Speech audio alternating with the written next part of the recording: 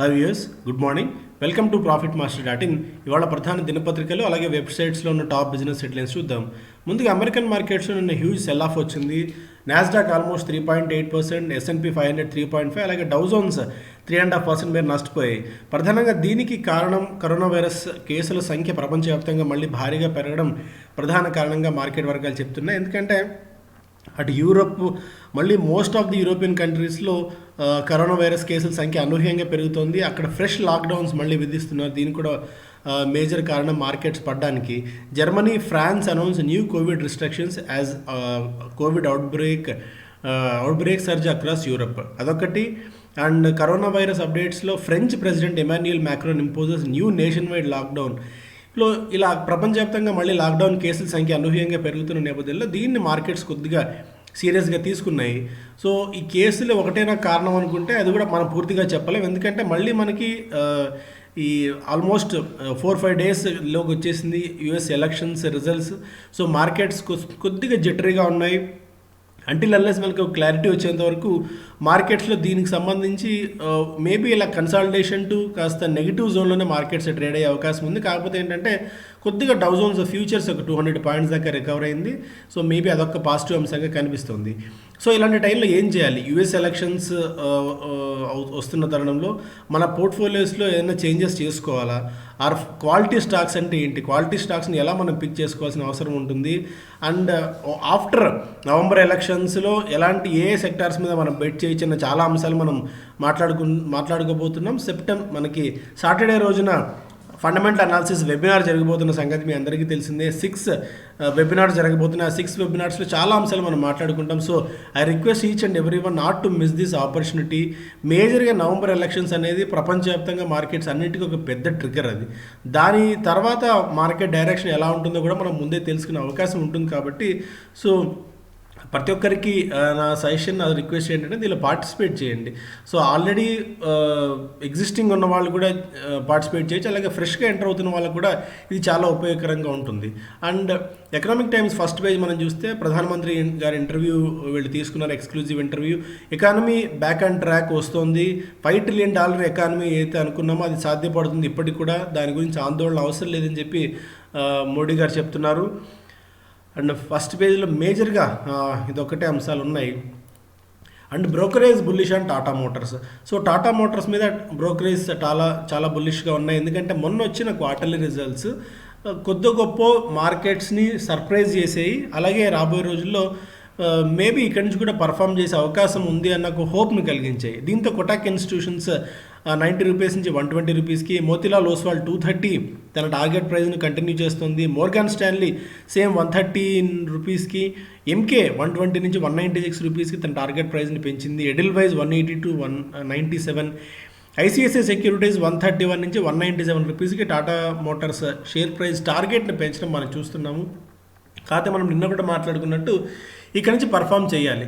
So first step తీసుకుంది Tata Motors. ఇదే పర్ఫార్మెన్స్ని కనుక కంటిన్యూ చేసినట్టయితే ఖచ్చితంగా మనం టాటా మోటార్స్ని లాంగ్ టర్మ్ కోసం పిక్ చేసుకోవచ్చు. ఎందుకంటే 550-600 రూపాయల ప్రైస్ నుంచి స్టాక్ ఇప్పుడు 25% కోట్ అవుతుంది. కాబట్టి స్టిల్ ఇంకా చాలా రూమ్, చాలా అప్సైడ్ మనకి టాటా మోటార్స్లో ఎక్స్పెక్ట్ చేయొచ్చు. FI future selling hints deeper correction. So FIs sell చేస్తున్నారు. మార్కెట్స్లో నెట్ సెల్లర్స్గా ఉన్నారు. నిఫ్టీ అండ్ బ్యాంక్ నిఫ్టీలో సెప్టెంబర్ 24వ తారీఖు తర్వాత. సో వాళ్ళు ముందుగా ఫ్యూచర్స్లో అమ్ముతున్నారంటే దీనికి కారణం ఏదైనా మార్కెట్స్లో సెల్లింగ్ రావచ్చా, భారీ సెల్లింగ్ రావచ్చా అన్న ఒక అంచనా, ఒక విశ్లేషణ కూడా మార్కెట్స్లో ఉంది. కాబట్టి దీన్ని కిందకి అబ్జర్వ్ చేస్తున్నాం. ఇవాళ మనకి F&O ఎక్స్పైరీ కూడా ఉంది. కాబట్టి మార్కెట్స్ ఈ అంశాన్ని మరింత దీనిలో చూస్తారు. ట్రేడర్స్ ఎస్పెషల్లీ చాలా కాషియస్గా ఉండాలి. చాలా వైల్డ్ స్వింగ్స్ మార్కెట్స్లో మనకి మిడ్ సెషన్ తర్వాత కనిపించే అవకాశం ఉంటుంది. కాబట్టి సో నేకెడ్ పొజిషన్స్ తీసుకుంటే మాత్రం ఇబ్బంది పడతారు. అందులో ఎలాంటి సందేహం అయితే లేదు. L&T Q2 net down 45%, but some green shoots visible. So L&T net profit దాదాపు 40% దాకా క్షీణించడం మనం చూస్తున్నాము.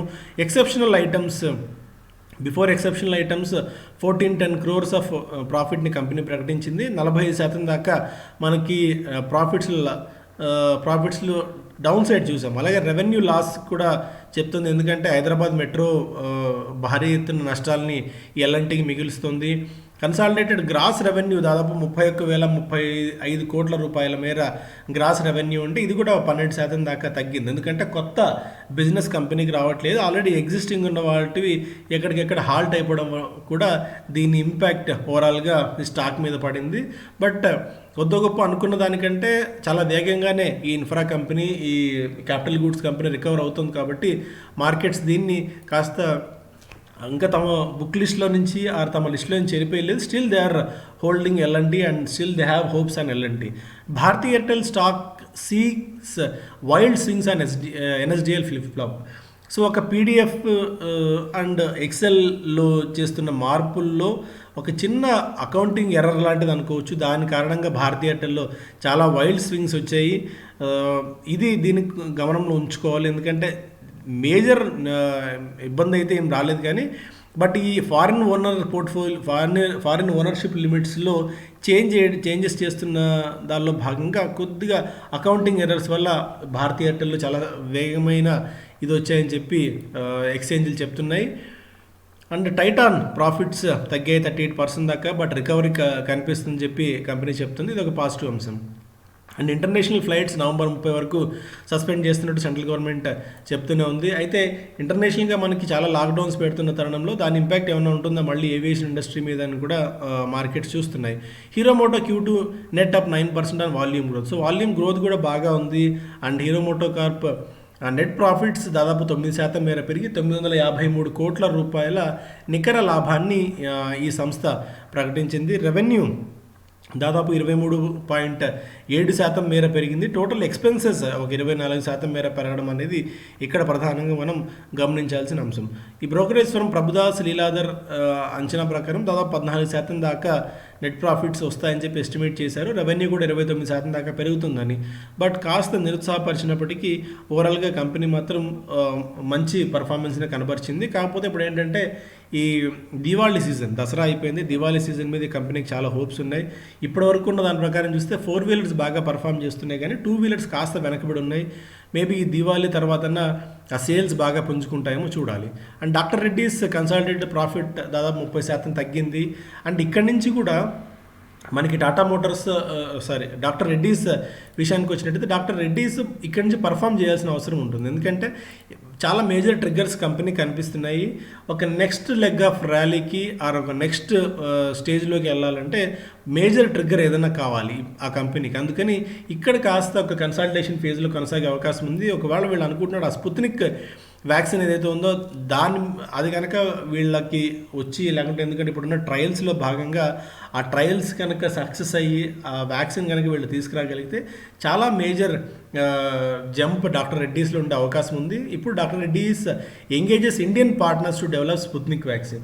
సో ఈ స్పుత్నిక్ వ్యాక్సిన్ డెవలప్ చేసేందుకు ఇండియన్ పార్ట్నర్స్తో కూడా వీళ్ళు ఒప్పందాలు కుదుర్చుకునేందుకు కంపెనీ ప్రయత్నాలు చేస్తున్న వార్తలు మనం చూస్తున్నాం. సో అది కూడా ఒక మేజర్ అంశం డాక్టర్ రెడ్డీస్కి. అంటిల్ అన్లెస్ అది వచ్చేంత వరకు ఒక మేజర్ ట్రిగ్గర్ అయితే యాజ్ ఆఫ్ నో మనకి డాక్టర్ రెడ్డీస్కి కనిపించట్లేదు. అండ్ బిజినెస్ స్టాండర్డ్లో చూస్తే Tata Sons rebuffs interrupts offer to buy Air Asia stake. So Air ఏషియాను కొనాలని చెప్పి వీళ్ళ ప్రయత్నాలు ఇంకా కొనసాగుతూనే ఉన్నాయి. And IKEA parent planning to set up shopping malls in India. So first of its kind, ప్రపంచంలో ఎక్కడా లేదు. వీళ్ళు షాపింగ్ మాల్స్ ఇండియాలో సెట్ చేస్తాం అనుకుంటున్నారు. అండ్ కోవిడ్ సెస్ ఏదన్నా వేస్తారు అని చెప్పి ఒక ఫీల్ ఉంది. కాకపోతే అలాంటిది ఏమీ వేయట్లేదని చెప్పి ఫైనాన్స్ మినిస్టర్ కూడా ఇప్పటికీ వివరణ ఇచ్చింది. కాకపోతే అల్ట్రా రిచ్ మీద మాత్రం దీనికి సంబంధించి కొన్ని పన్నులు ఉంటాయని చెప్పి చెప్తోంది. దాని ఇంపాక్ట్ ఎట్లా ఉంటుందో మనం చూడాలి. And Trump win can spur US markets, US stocks dent Asia assets.